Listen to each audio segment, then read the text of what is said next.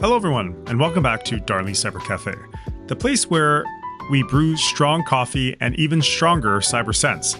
I'm your host, Darnley, coming to you from our virtual cafe where we pause, reflect, and dig into the pressing cybersecurity conversations of the day.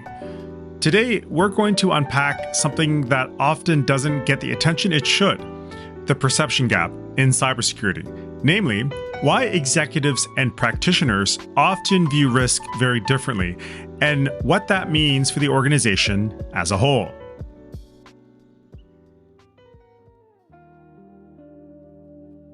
So let's set the table.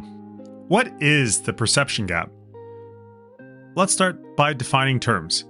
A recent article in The Hacker draws on findings from the Bitdefender 2025 Cybersecurity Assessment to illustrate this gap. Here are some of the headline figures.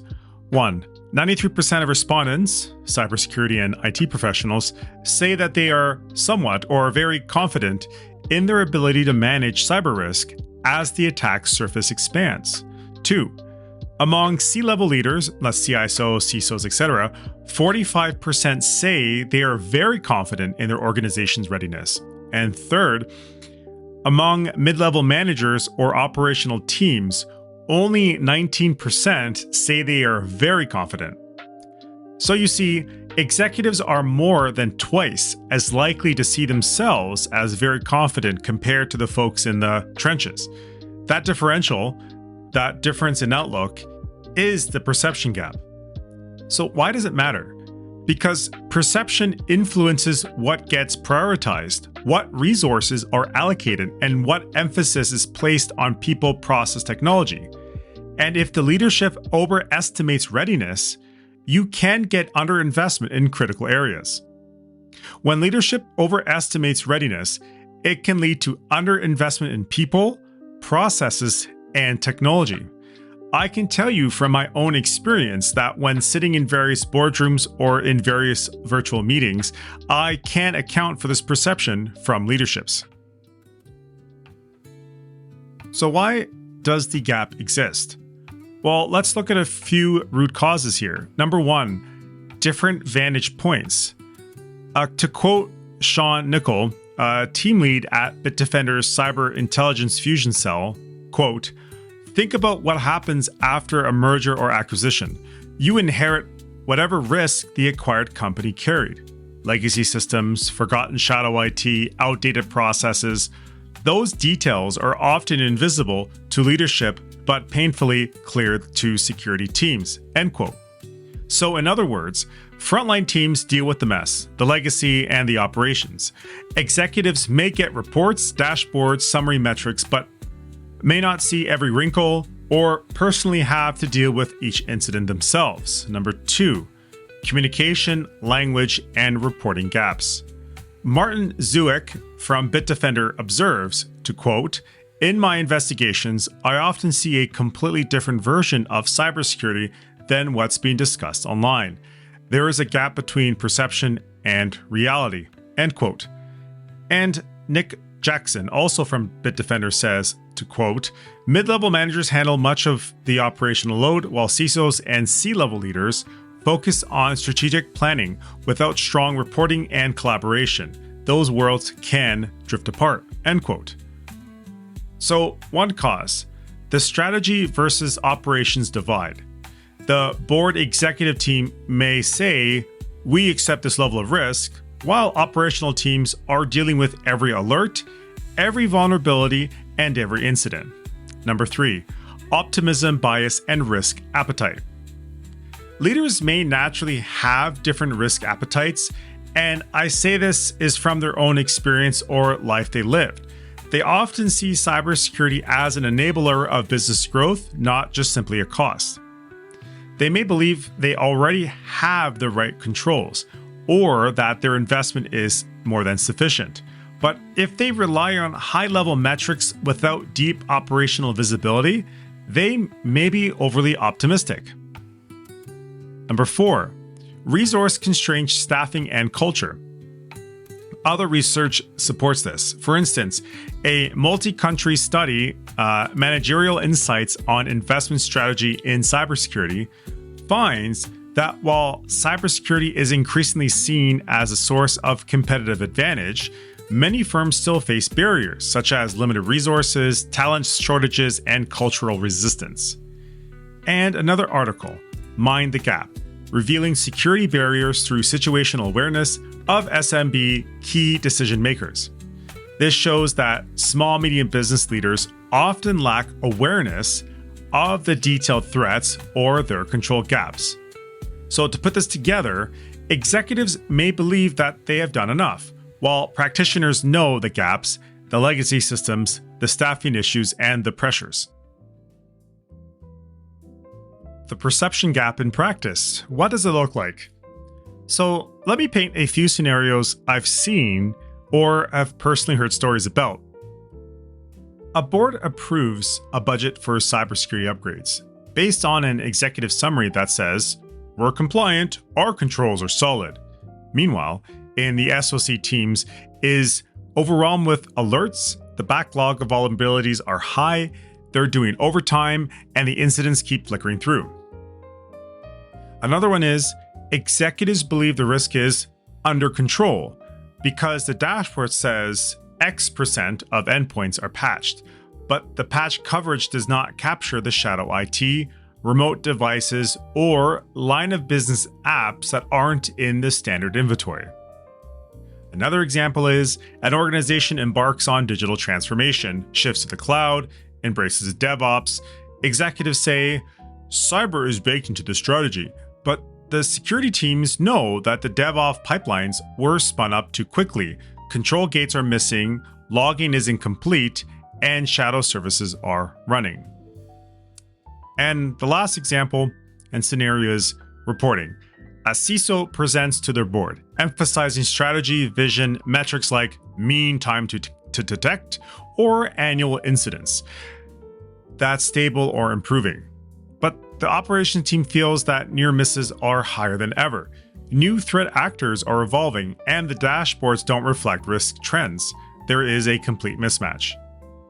Also, I see similar patterns in other domains. For example, a recent report found that 71% of executives say AI boosts productivity in cybersecurity, but only 22% of analysts agree. So this is essentially a perception gap applied to AI in security. So the phenomenon is broader than just readiness. It spans tools, staffing, risk appetite, and culture. All right, let's talk about the real consequences. This isn't just academic. The perception gap has real operational and strategic consequences, and here are a few of my reasons why. 1. Misallocation of resources. If leadership thinks things are fine, they may deprioritize additional budget for staff, training, and upgrades. Meanwhile, on the ground, the risk is just increasing. Number 2, strategic misalignment. If security strategy is formulated without genuine operational input, you may get controls that look good on paper, but don't address the true threat vectors. 3, culture and trust issues.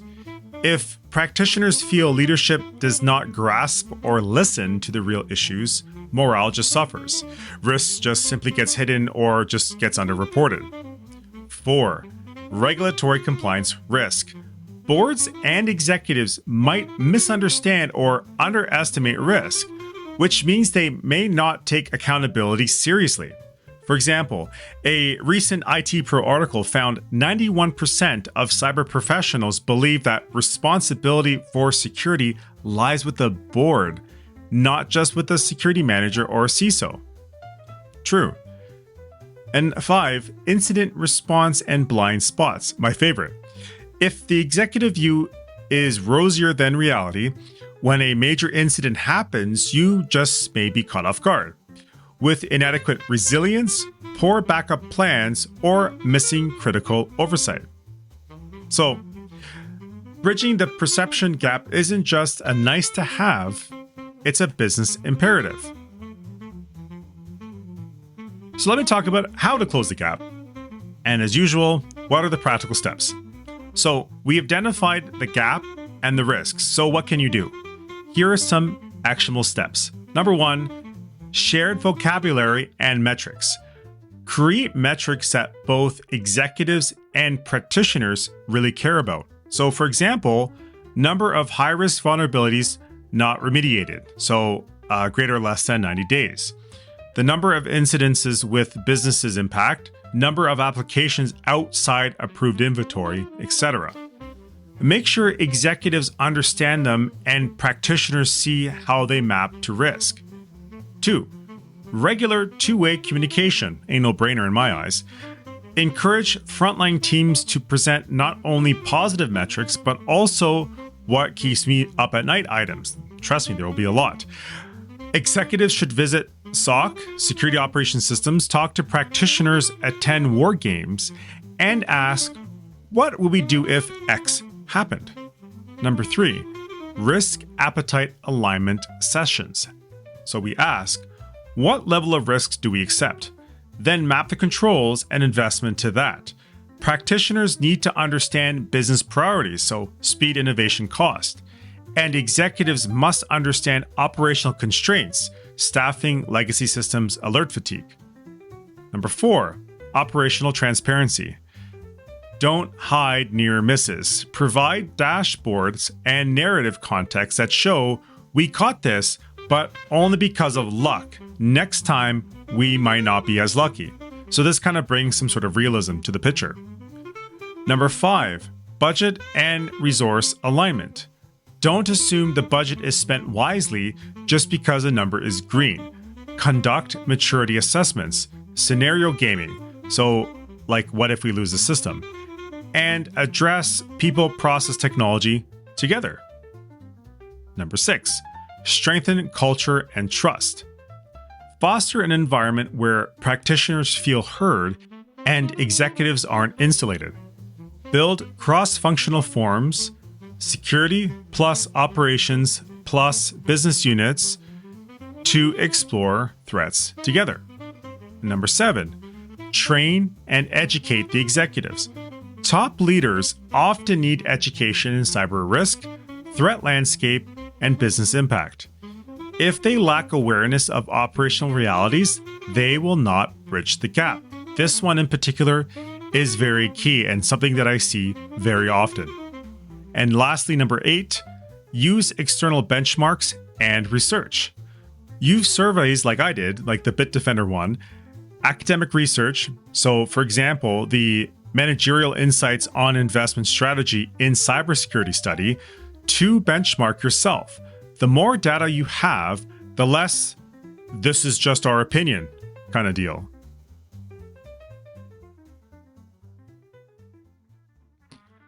So I'm sure some of you want to hear a few thoughts from my side. So I believe the perception gap is, in many organizations, inevitable unless intentionally addressed. It seems to stem from human nature. Executives see strategy, outcomes, headlines. Practitioners see processes, alerts, detail. Now, without that bridging, you get two different languages and two different traits of thought. Now, one danger that I do see is when leadership assumes controls are functioning just because we've bought a tool or we've patched X number of devices.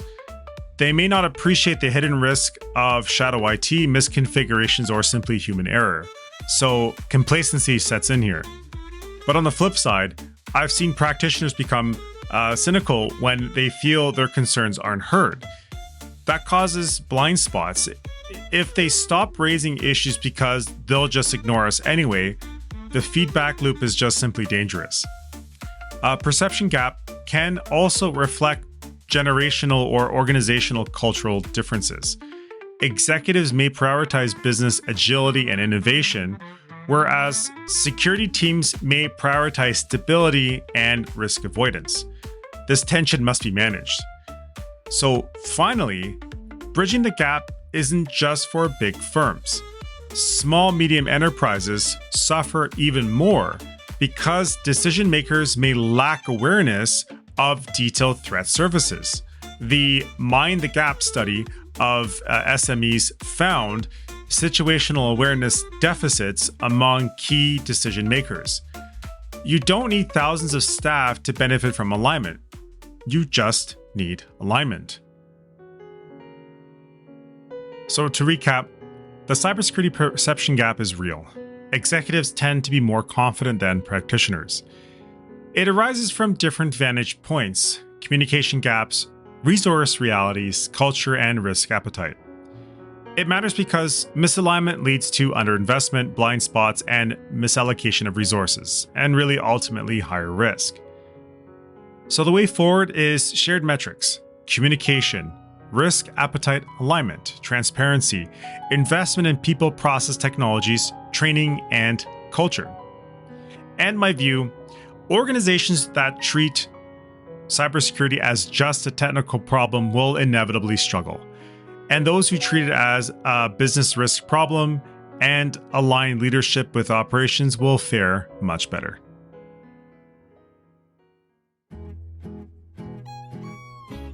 Thank you for joining me today at Darnley Cyber Café.